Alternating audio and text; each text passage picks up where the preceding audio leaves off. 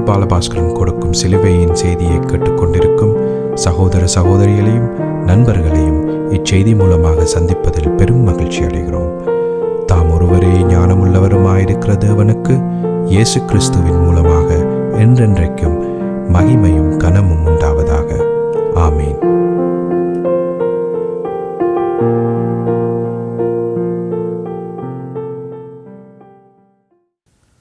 நான் பால் பாலபாஸ்கரன். நான் ஒரு இவாஞ்சலிஸ்ட். சிலுவையின் செய்தி என்ற இந்த நிகழ்ச்சியில் உங்களை சந்திப்பதில் நான் பெரும் மகிழ்ச்சி அடைகிறேன். என் சகோதரர்கள், என் சகோதரிகள், என் நண்பர்கள் எல்லோரையும் சந்திப்பதில் நான் பெரும் மகிழ்ச்சி அடைகிறேன். இந்த அருமையான நேரத்தை கர்த்தர் எங்களுக்கு ஒதுக்கி தந்தார். அதற்காக இன்றைக்கும் சோஸ்திரம். இந்த நேரத்தில் வேத வார்த்தைகளை உங்களோடு பகிர்ந்து கொள்வது எனக்கு மிகுந்த சந்தோஷமாக இருக்கின்றது. வேத வார்த்தை ஜீவ வார்த்தையாக இருக்கிறது. அது ஜீவனை கொடுக்கிறது. ஏனென்றால் வார்த்தை ஜீவனாக இருக்கிறது. வார்த்தை தேவனாக இருக்கிறது. வார்த்தை ஜீவனாக இருக்கிறது. மறுபடியும் திருப்பி சொல்கிறேன், வார்த்தை ஜீவனாக இருக்கிறது. வார்த்தை தேவனாக இருக்கிறது. வார்த்தை மாம்சமாக வந்தது. வார்த்தை தன்னை பலியாக சிலுவையிலே ஒப்பு கொடுத்தது என்று தெளிவாக யோவான் 1:1, 1:14, 1:29 தெளிவாக நமக்கு கூறப்பட்டிருக்கிறது. ஆனபடியால் வார்த்தை எனப்படும் பொழுது நாங்கள் இயேசு கிறிஸ்துவை பற்றி நாங்கள் கூறுகிறோம். வேத வார்த்தை எந்த காலமும் இயேசு கிறிஸ்துவை பற்றியே சொல்லுகிறது என்பதையும் அவர் சிலுவையில் செய்து முடித்ததை பற்றியே சொல்லுகிறது என்பதை நாம் அறிந்து கொள்ள வேண்டும். இதன் நிமித்தமே பவுல் அப்போஸ்தலர் நாங்களோ சிலுவையில் அறையப்பட்ட கிறிஸ்துவை பிரசங்கிக்கிறோம். அப்ப சிலுவையில் அறையப்பட்ட கிறிஸ்துவே வேதாகமத்தின் முக்கியமான, வேதாகமம் முழுக்க சிலுவையில் அறையப்பட்ட இயேசு கிறிஸ்துவை பற்றியே சொல்லுகிறது என்பதை நாம் அறிந்து கொள்ள வேண்டும். இந்த நேரத்தில் சிலுவையின் செய்தியில் நாங்கள் ஒரு சில விஷயங்கள் உங்களுக்கு சொல்ல வேண்டியதாக இருக்கிறது.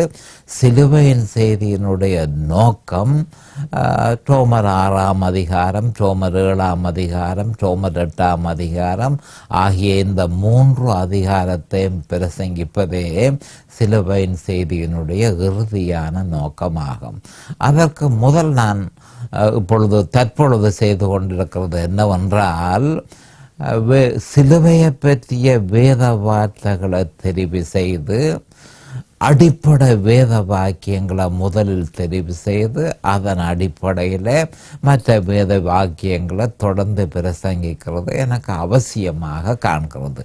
ஏனென்று சொன்னால், இதை கேட்டுக்கொண்டு இருப்பவர்கள் சிலுவையை பற்றிய அறிவு இல்லாதவர்களாக இருப்பார்கள்.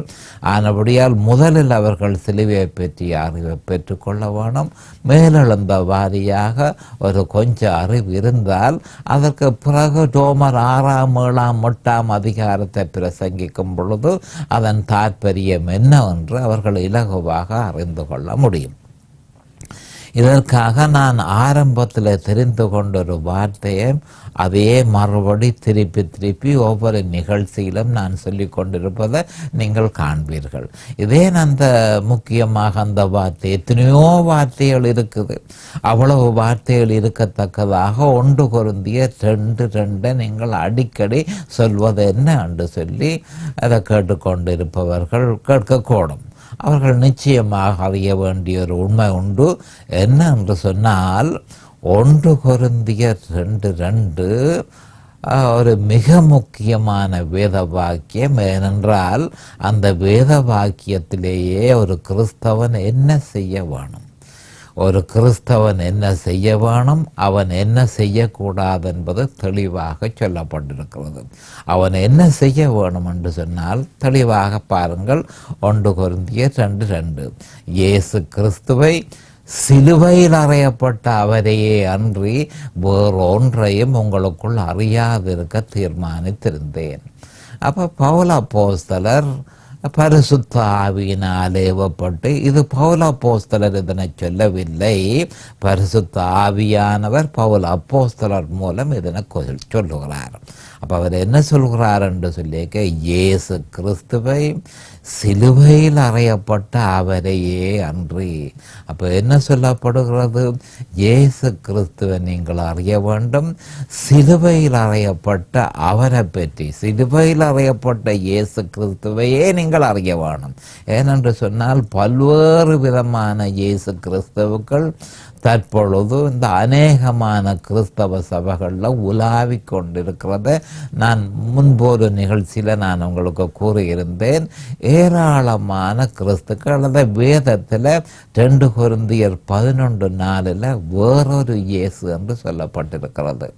அந்த வேறொரு இயேசுவை அவர்கள் பின்பற்றும் பொழுது அது வேறொரு சுவிசேஷம் என்று முத்திரையிடப்படுகிறது.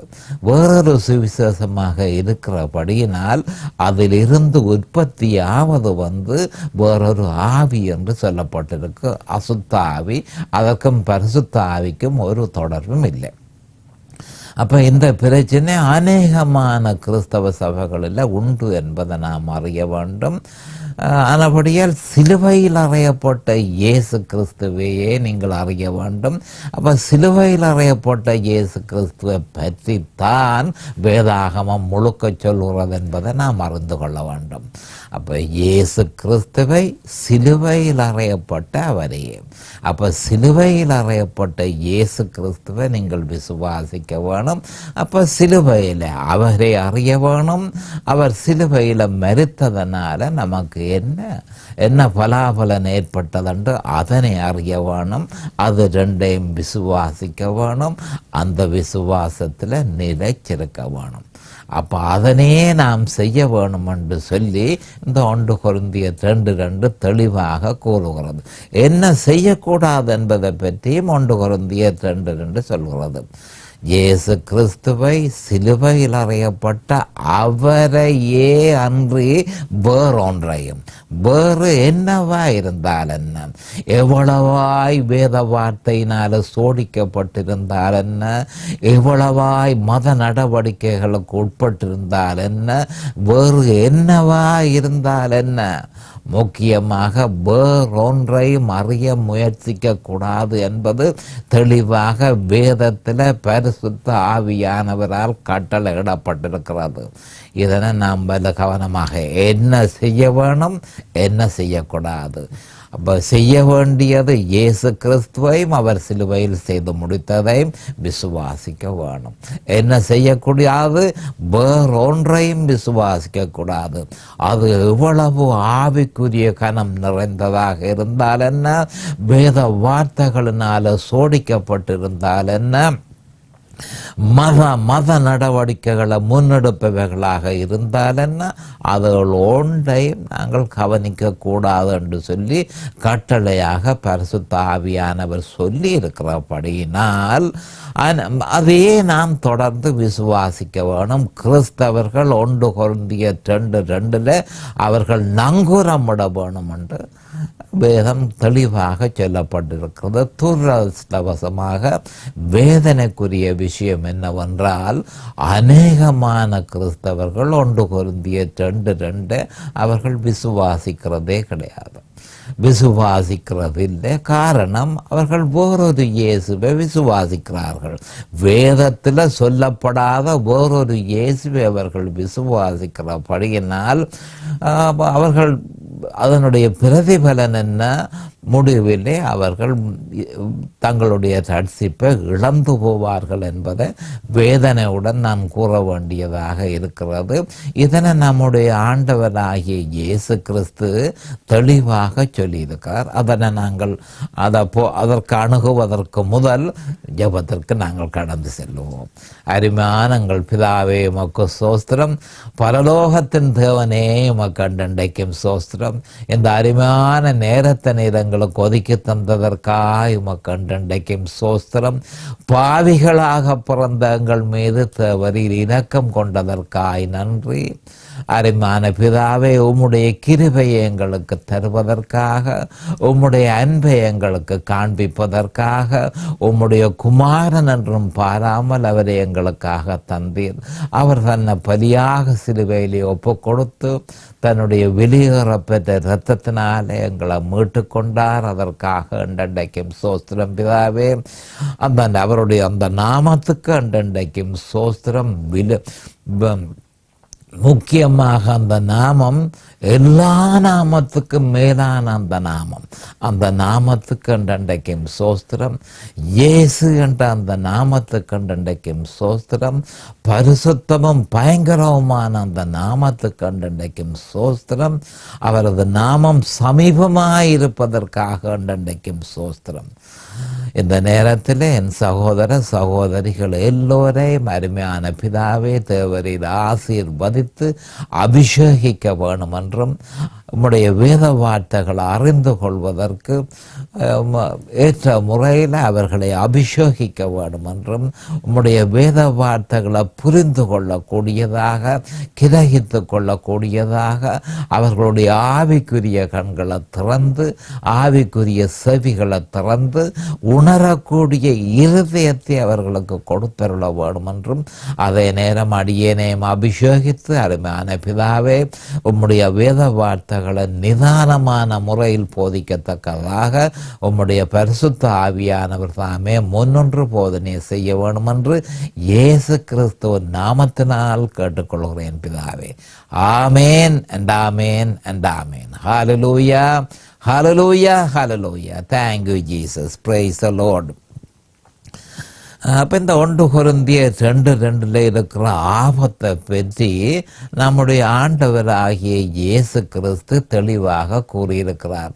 1 கொரிந்தியர் 2:2 பின்பற்றாவிடில் அநேகமான கிறிஸ்தவர்கள் தங்களுடைய ரட்சிப்பை இழந்து போவார்கள் என்பதை தெளிவாக ஒரு உபமானத்தின் மூலம் நம்முடைய ஆண்டவராகிய இயேசு கிறிஸ்து கூறியிருக்கிறார்.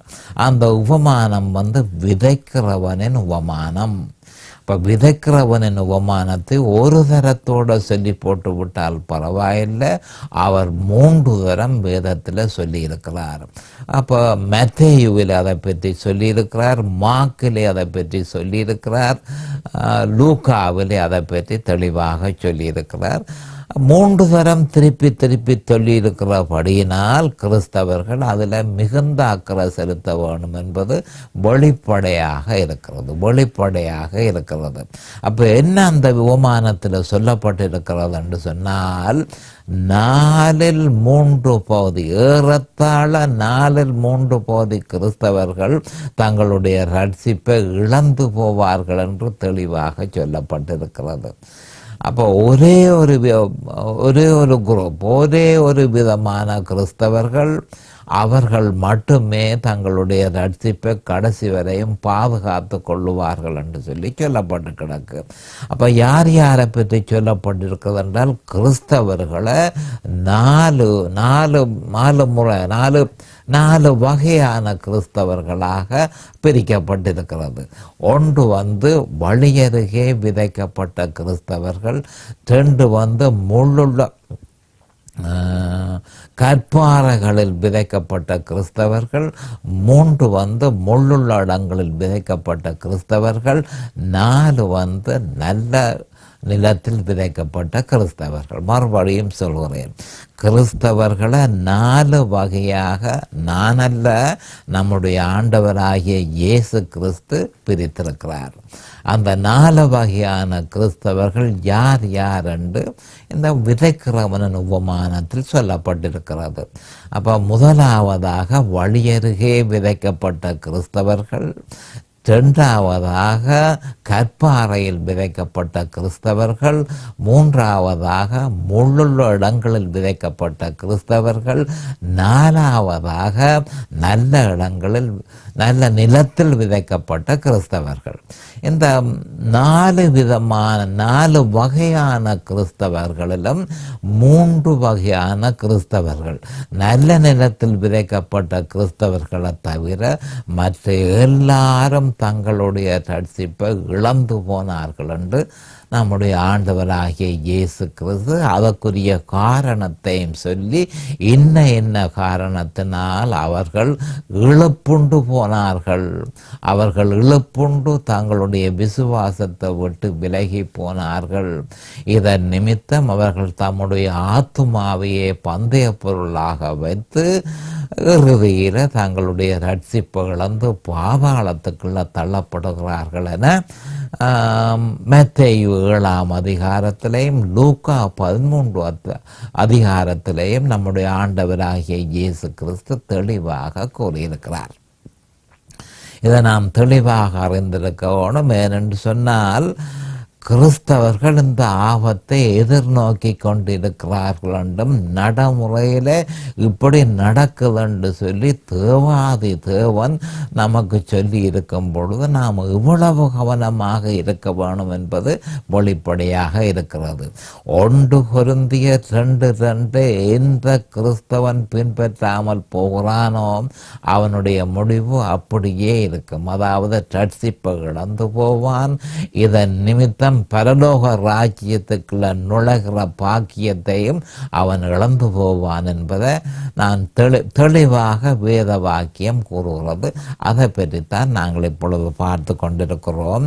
அப்போ என்ன நடக்குது என்று சொன்னால், இந்த கற்பாறையில் விதைக்கப்பட்ட கிறிஸ்தவர்களை இப்போ கடந்த 2-3 செய்தியில் அதை பற்றி சொல்லி கண்டுவார். அது ஒரு மிக முக்கியமான ஒரு வேத வாக்கியமாக இருக்கு. ஏராளமான கிறிஸ்தவர்கள் கற்பாறையில் விதைக்கப்பட்ட கிறிஸ்தவர்களாக இருக்கிறார்கள்.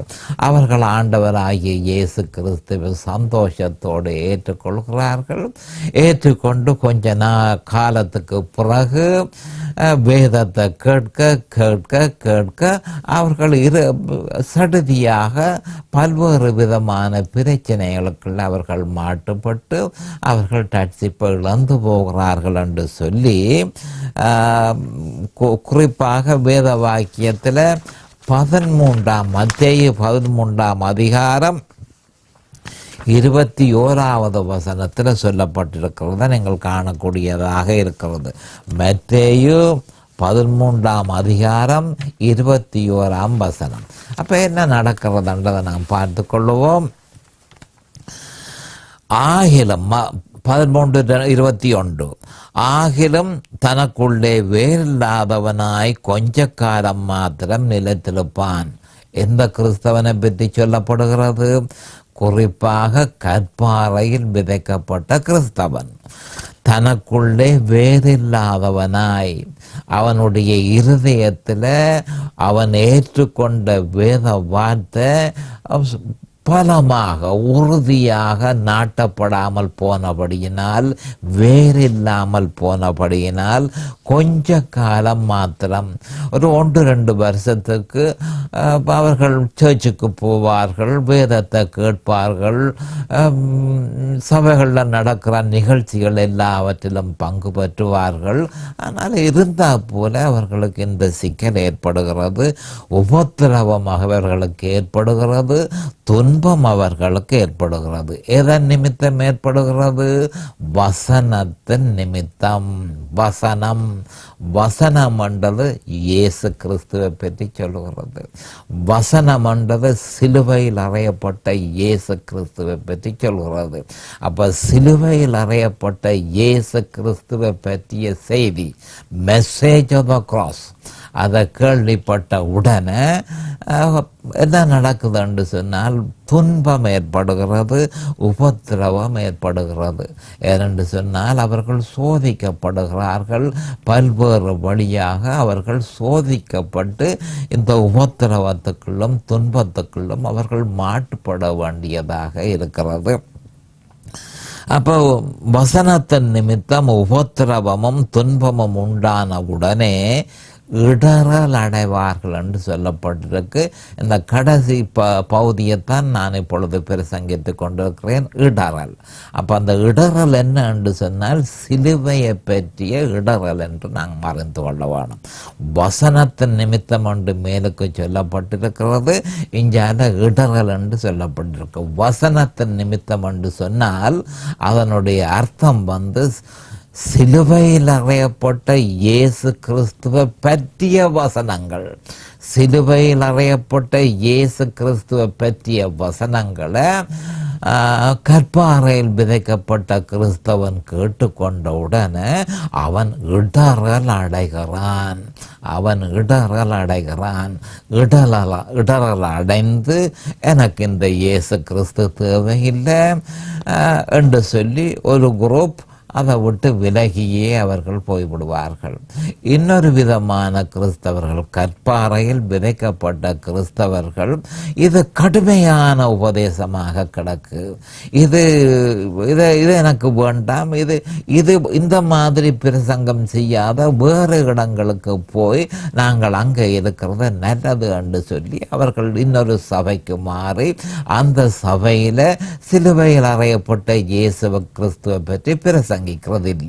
அங்க வேறொரு இயேசு பிரசங்கிக்கிறபடியினால் அவர்கள் நாங்கள் கிறிஸ்தவர்களாகவே இருக்கிறோம் என்று சொல்லி தங்களுக்குள்ள திருப்தி அடைந்து அதனுடைய பலாபலனை கண்ணை மூடும் பொழுது அவர்கள் பெற்றுக்கொள்வார்கள். அப்போ என்னத்தை பெற்றுக்கொள்வார்கள்? அவர்களை எதிர்பார்த்ததை அவர்கள் பெற்றுக்கொள்ளாமல் எதிர்பார்க்காதது அவர்களை வரவேற்கிறதை அவர்கள் கண்டுகொள்வார்கள். அப்போ இதில் பார்க்க வேண்டிய விஷயம் வசனத்தின் நிமித்தம், சிலுவையில் அறையப்பட்ட இயேசு கிறிஸ்துவை கேட்டதன் நிமித்தம் அவர்கள் இடறல் அடைகிறார்கள். அப்போ இதைத்தான் சிலுவையை பற்றிய இடறல் என்றையும், அந்த இடறலால் தனக்கு வேதனைகளும் தனக்கு துன்பங்களும் ஏற்பட்டதை பவுல் அப்போஸ்தலர் கலாத்தியர் 5:11 ஏற்கனவே தெளிவாக கூறியிருக்கிறார். சகோதரரே, இதுவரைக்கும் நான் விருத்த சேதனத்தை பிரசங்கிக்கிறவனாய் இருந்தால் இதுவரைக்கும் என்னத்திற்கு துன்பப்படுகிறேன்? அப்படியானால் சிலுவையை பற்றி வரும் இடறல் ஒளிந்திருக்குமே. சிலுவையை பற்றிய செய்தியை நான் பிரசங்கிக்காமல் இருந்தனென்றால் எனக்கு இடறல் இல்லாமல், அதாவது அதனால சிலுவையை பற்றி வரும் இடறல் எனக்கு ஒளிந்திருக்குமே, அதால எனக்கு பிரச்சனை இல்லாமல் இருந்திருக்குமே.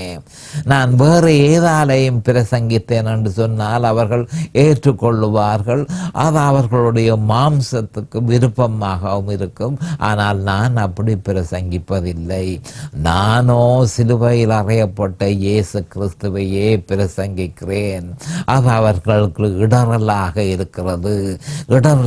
இருக்கிறபடியினால் அவர்கள் எனக்கு உபத்திரவத்தை கொடுக்கிறார்கள் என்று சொல்லி அவர் தெளிவாக கலாத்தியர் 5:11 சொல்லி இருக்கிறார்.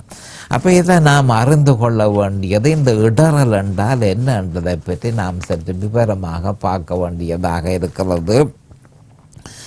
பொய்யான ரட்சிப்பின் வழி இந்த சிலுவையை பற்றிய செய்தி என்ன செய்கிறது? அதாவது சிலுவையை பற்றிய செய்தியை கேட்டுக்கொண்ட உடனே அது மனுஷனுடைய தற்பெருமைக்கு ஒரு சவாலாக அமைகிறது. அப்போ சிலுவையை பற்றிய செய்தியை கேட்டவுடனே மனுஷனுடைய சுயநீதிக்கு அது ஒரு சவாலாக அமைகிறது. சிலுவையை பற்றிய செய்தியை கேட்டுக்கொண்ட உடனே மனுஷனுடைய மாம்சத்துக்கு அது வேதனையாக இருக்கிறது. மாம்சத்தின் பலாபலங்கள், சுருக்கமாக மாம்சத்தின் பலன்கள் அதை முற்றும் முழுதுமாக எதிர்க்கிறது என்பதை நாம் அறிந்து கொள்ள வேணும். அப்ப சிலுவையை பற்றிய செய்தி மனுஷனை நிர்வாணமாக்குறது என்பதை நாம் அறிந்து கொள்ள வேண்டும்.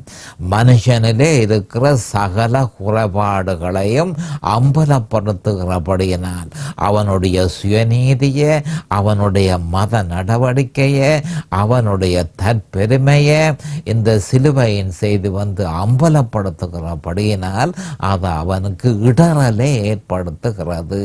அப்ப இடறலை ஏற்படுத்துகிறபடியினால் அவன் அதற்கு எதிர்ப்பு தெரிவிக்கிறான்.